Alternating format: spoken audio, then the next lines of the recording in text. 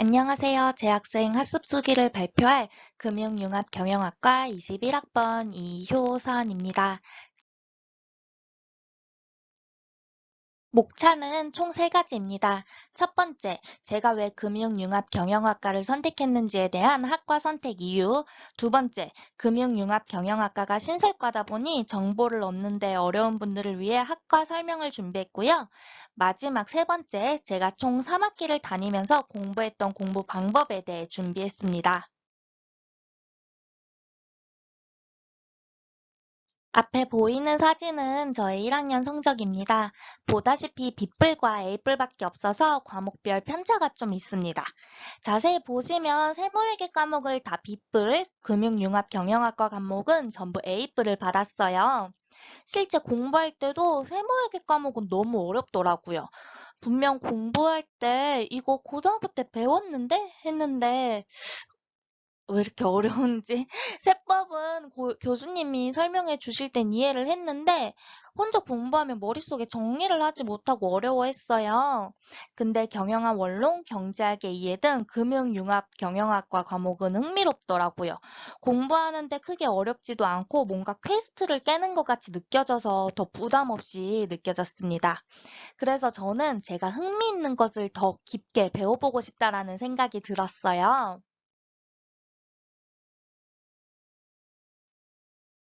이런 흥미도는 앞서 보셨겠지만 학점에 바로 나타났어요.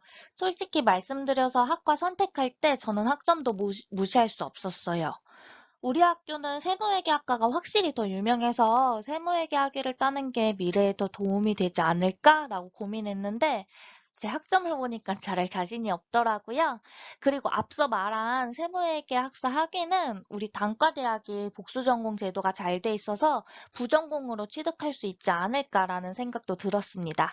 그래서 제가 흥미있고 잘할 수 있는 것을 생각해서 금융융합 경영학과를 선택했고요. 현재는 복수 전공을 고려하고 있어서 코드 쉐어링 과목을 열심히 수강하려고 합니다. 이제 금융융합경영학과에 대해 이야기해 볼까요? 금융융합경영학과는 금융투자, 보험, 재무, 크게 3개의 트랙으로 나눠져 있습니다. 금융투자 트랙은 금융투자에 관한 강의를 4학년까지 수강하면 금융투자 분석사 등 자격증을 취득할 수 있는 자격이 생기고요. 보험 트랙을 선택하시면 손해사정사 등 취득할 수 있는 자격이 생깁니다. 재무 트랙을 선택하시면 자산관리사, AFPK 등 취득할 수 있는 자격이 생깁니다. 트랙별 교과목입니다. 볼드체로 밑줄친 것은 신설 예정인 과목이고요.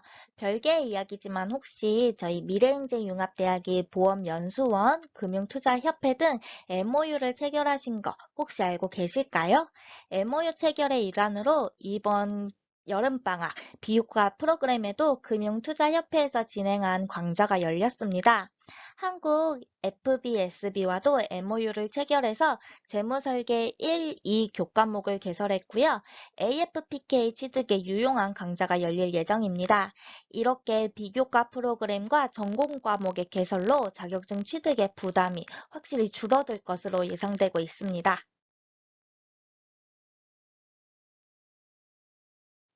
저의 2학년 1학기 시간표입니다. 전공 15학점, 교양 4학점으로 총 19학점을 들었는데요. 금융융합 경영학과 전공은 총 4강의를 수강했습니다. 이렇게 강의명만 들어서는 무슨 과목인지 감이 잘 안 오실 거예요. 그래서 제가 간단히 설명드리겠습니다. 먼저 퍼스널 브랜드 마케팅은 자기 표현의 시대, 자기 자신에 대해 탐구하고 알아가서 퍼스널 브랜드를 구축하고 관리하는 방법에 대해 배우는 강의입니다. 그리고 재무 관리는 자금을 합리적으로 조달하고 운용하는 방법을 배우는 강의이고요. 회계 원리가 기본 바탕이 되어서 1학년 때 회계 원리를 탄탄하게 공부했다면 중간고사까지는 무리 없이 공부하실 수 있으실 거예요. 금융시장의 이해는 거시경제학을 바탕으로 금융시장에 대해 배우는 강의예요. 교수님께서 실제 기사를 같이 강의 자료로 활용하기 때문에 현재 경제 상황을 바탕으로 금융시장에 대한 이해를 높일 수 있어요. 그래서 저는 이제 혼자 경제 기사를 읽어도 예전보다 훨씬 이해도가 높아졌습니다.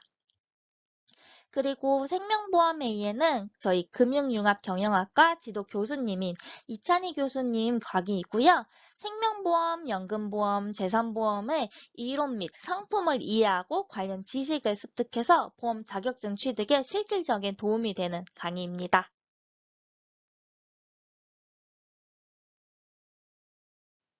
금융융합경영학과는 학과 내 워크숍을 진행합니다. 단과대에서 주최하는 워크숍이 아닌 과에서 간단히 진행하는 워크숍입니다. 지도 교수님인 이찬희 교수님을 주축으로 단과대 정보 공유가 이루어지고요. 정보 공유 이후에는 같이 저녁을 먹으며 동기들과 친목을 다지는 시간을 갖습니다.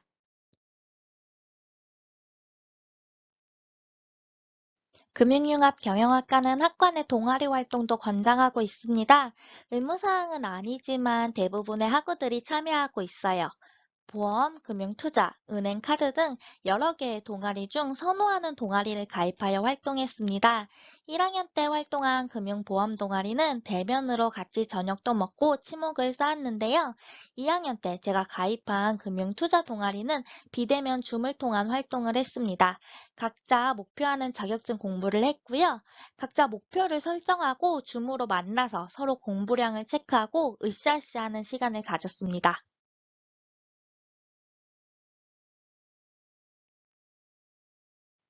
이번에는 제가 3학기 동안 어떻게 공부했는지 말씀드릴게요. 첫 번째는 질문하기입니다. 저는 1학년 때 질문하는 걸 어려워했어요.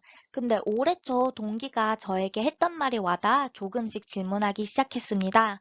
동기는 1학년 때 세법 수업을 아예 듣질 않았어요. 이번 학기에 처음으로 세법 강의를 수강했는데 교수님께 본인은 세법 강의가 처음이라 따로 공부해야 할 것이 있을까요? 라고 질문했습니다. 저는 이게 동기에게 인상 깊었다고 했더니 동기가 강의에 대한 건 교수님이 제일 잘 알잖아. 교수님이 전문가니까 라고 했습니다. 너무 당연한 사실인데 저는 머리를 맞은 것 같았어요. 전문가인 교수님을 두고 나는 왜 혼자 끙끙 앓았지? 아, 나 바보 같다. 라는 생각이 들었습니다. 모르는 건 부끄러운 게 아닌데, 나는 왜 그랬지? 이런 생각을 하고 그때부터 질문하기 시작했어요. 그리고 교수님 말고 각자 잘하는 과목 있잖아요. 저는 동기들에게도 질문을 되게 많이 했습니다. 동기들에게 먼저 질문해서 질문하는 거에 대해 익숙해지도록 하고요. 그 이후에 교수님께 질문하기 시작했어요. 그리고 두 번째는 복습하기입니다. 솔직히 복습 어렵죠. 특히 우리처럼 직장과 학업을 병행하면 더욱 시간도 없고 쉽지 않아요. 하지만 저는 복습을 안 하면 바로 차이가 나더라고요. 저는 1학년 때 회계원리를 수강했을 때 중간고사에서 못해도 문제는 막 두 번씩 풀고 틈틈이 막 복습하고 이랬는데 중간고사 때는 하나밖에 안 틀렸거든요. 근데 2학기 때 복습을 게을리 했더니 기말 때 바로 평균 이하가 나오더라고요. 공부를 소홀하게 하면 그 부분이 부메랑처럼 돌아오더라고요. 그리고 잘 모르는 것은 체크해서 여러 번 읽었어요. 저는 세법 과목이 너무 어려웠는데 그냥 무조건 여러 번 읽어서 눈에 익히니까 처음 읽었을 때보다 이해도가 확실히 올라가더라고요.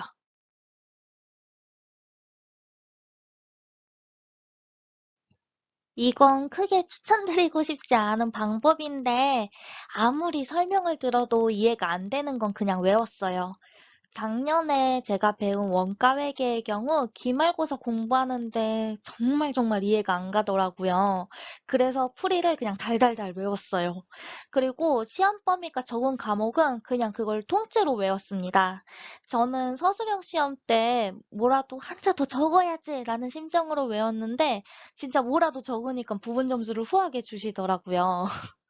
마지막으로 유튜브나 검색을 활용하는 거예요. 요즘 유튜브가 너무 잘 돼 있잖아요. 저는 1학년 1학기 때 통계 과목을 배웠을 때 용어조차 너무너무 생소했는데 그래서 막 유튜브로 강의를 찾아봤어요. 그래서 유튜브를 통해서 확률과 통계 강의를 수강했고요. 이것도 필요한 부분만 들으니까 시간도 짧고 괜찮더라고요. 그래서 유튜브는 출퇴근길에 짬짬이 들을 수 있어서 출퇴근 시간에 어려운 과목들은 유튜브 강의를 통해서 도움을 받았습니다.